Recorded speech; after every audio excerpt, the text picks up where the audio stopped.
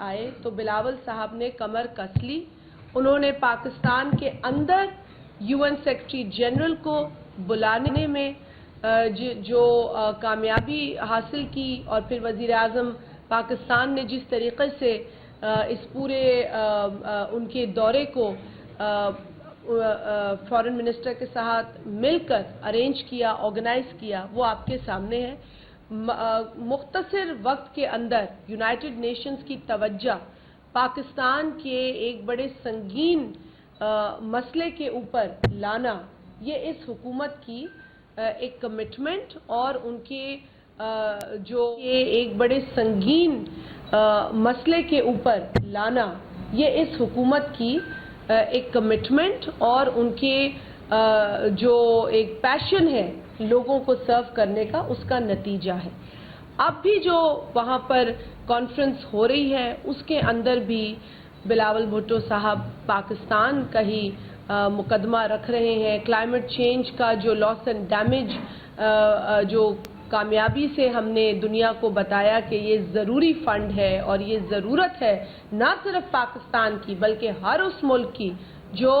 Climate change का शिकार होगा लेकिन उतना मजबूत नहीं होगा कि वो क्लाइमेट चेंज के खतरात से और नताइज, संगीन नताइज से निपट सके। तो ये कामयाबी मैं समझती हूँ कि ना सिर्फ बिलावल साहब की है बल्कि पाकिस्तान की कामयाबी है कि इतने जो जिस तरीके से बिलावल साहब ने काम किया है, ये हमारी खुशनसीबी है कि ऐसा फॉरेन मिनिस्टर हमारे पास है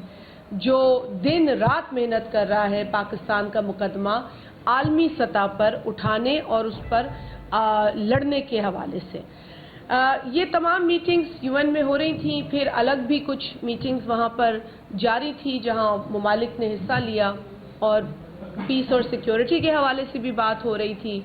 आपने देखा है कि वहाँ पर इंडिया भी पार्टिसिपेट कर रहा था, भारत भी वहाँ पर मौजूद था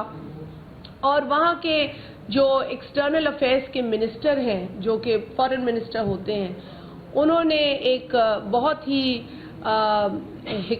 हिकारत अंगेज़ मैं कहूँगी, एक बहुत ही फजूल किस्म की एक स्टेटमेंट उन्होंने दी जिसके नतीजे में पाकिस्तान के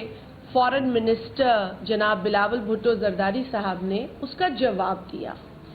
यूं तो पाकिस्तान पीपल्स पार्टी आप भी जानते हैं और आप इस बात के गवाह हैं सारे कि पाकिस्तान पीपल्स पार्टी ने हमेशा एक मौक़िफ़ रखा है और शहीद मोहतरमा बेनज़ीर भुट्टो साहबा ने तो ख़ास तौर पर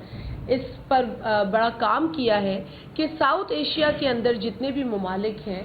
हमें मिलकर काम करने की ज़रूरत है। पाकिस्तान के जो पड़ोसी ममालिक हैं उनके साथ अच्छे रवाबित की बात पाकिस्तान पीपल्स पार्टी ने हमेशा की है, बल्कि हमारे सियासी मुखालफिन ने हम पर जो है तोपों का रुख भी किया है जब जब हमने अमन, दोस्ती, भाईचारगी, पड़ोसी ममालिक के साथ रिश्ते बेहतर करने पर हमने बात की तो हमें पाकिस्तान के अंदर भी तनकीद का निशाना बनाया गया। बल्कि आपको ये भी याद होगा कि सदर जरदारी साहब ने जब ये बात की कि जी हम हमला नहीं करेंगे, हम पहल नहीं करेंगे, तो उस पर भी उनको तनकीद का सामना हुआ। तो पाकिस्तान पीपल्स पार्टी ने हमेशा इस बात को अहम समझा है कि पड़ोसी ममालिक के साथ रवाबित अच्छे होने चाहिए और खित्ते को मजबूत करने के लिए यानी साउथ एशिया के रीजन को मजबूत करने के लिए हमें मिलकर काम करने की इसलिए ज़रूरत है क्योंकि साउथ एशिया के अंदर जो ममालिक हैं उनकी आवाम को सहूलियात की ज़रूरत है। पाकिस्तान में भी हम गुर्बत का मुकाबला कर रहे हैं, हम जो आम आवाम है उसकी तकालीफ को देख रहे हैं। इसी तरह भारत और दीगर ममालिक के अंदर भी जो लोग हैं उनको सहूलियात की ज़रूरत है। लिहाजा इस बात पर हमेशा हमने जो है वो ज़ोर भरा कि आप खित्ते में जो ममालिक हैं मिलकर, जैसे यूरोपियन यूनियन है, आप देखिए उन्होंने किस तरीके से काम किया, ब्लॉक्स हैं बड़े दुनिया में, तो क्यों नहीं हम इस ब्लॉक को मजबूत करें। लेकिन इस रीजन के अंदर जो ठीक है हमें चैलेंजेस आए हैं भारत के साथ माजी में भी, लेकिन हमारी बदकिस्मती मैं समझती हूँ ये न सिर्फ हमारी है बल्कि साउथ एशिया की बदकिस्मती है اور اب تو میں کہوں گی یہ دنیا کی بدقسمتی ہے کہ اس وقت بھارت کے اندر ایک ایسی حکومت ہے جو صرف نفرت کو فروغ دیتی ہے، جو صرف زور زبردستی مار کٹائی سے لوگوں کو ہراساں کر کے اپنی طرف راغب کر رہی ہے۔ اور جو بلاول صاحب نے بات کی ہے یونائٹڈ نیشنز میں، وہ بات اس وزیر خارجہ یا ایکسٹرنل افیئرز منسٹر بھارت کے جنہوں نے ایک بیان دیا اس کی رسپانس میں تھا۔ بلاول بھٹو صاحب نے کوئی پہل نہیں کی ہندوستان کو جواب دینے میں۔ بلاول بھٹو صاحب نے ایک، جیسے میں نے آپ سے کہا کہ حقارت بھری ایک جو ہے وہ ایک پروپیگنڈا پر مبنی سٹیٹمنٹ کا بیان دیا، اور کیوں نہ دے پاکستان کسی بھی اس طریقے کی سٹیٹمنٹ کا جواب۔ پاکستان جواب دینا جانتا ہے۔ پاکستان وہ ملک نہیں ہے جو ایک تھپڑ کے نتیجے میں دوسرا گال آگے کرے گا۔ پاکستان اگر تھپڑ پڑے گا تو اس کا جواب بھی تھپڑ سے دے گا۔ یہ بات میں آپ کے توسط سے کلیئر کرنا چاہتی ہوں۔ اور اگر بھارت کا کوئی منسٹر کسی بھی فورم پر مودی سرکار کے دفاع میں اتنا اندھا ہو جائے گا کہ وہ یہ نہیں سوچے گا کہ وہ ایک نیوکلیئر ملک کے لیے، پاکستان جیسے نیوکلیئر ملک کے لیے اول پھول بک سکتا ہے، تو یہ اس کی غلطی ہے۔ میں نے کئی فورمز پہ مودی سرکار کے بھیجے گئے ڈیلیگیٹس کا مقابلہ کیا ہے، جہاں پر باقاعدہ وہی جملے کہے گئے ہیں جو اس منسٹر نے یو این میں بولا ہے، جہاں اس نے پاکستان کو ایپی سینٹر آف ٹیررزم کہا ہے۔ یہ ان کا ایک پروپیگنڈا ہے، یہ صرف آج نہیں ہے۔